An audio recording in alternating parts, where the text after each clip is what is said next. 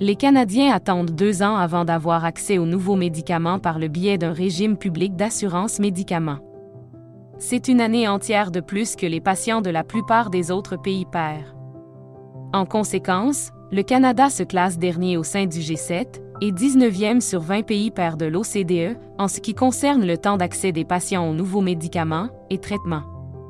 Ces retards dans l'accès des patients sont dus à la complexité de la procédure d'accès aux médicaments au Canada.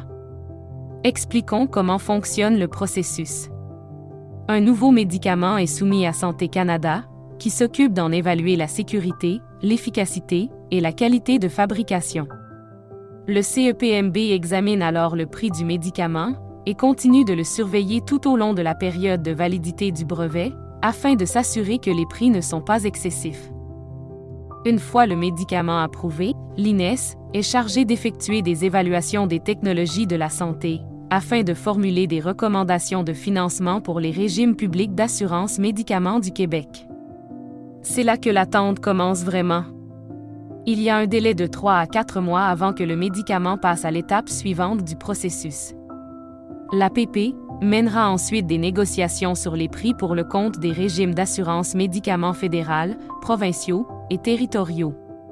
Une fois les négociations terminées, les provinces et les territoires finissent par inscrire le médicament à leur liste, dans des temps qui varient considérablement d'une région à l'autre du Canada.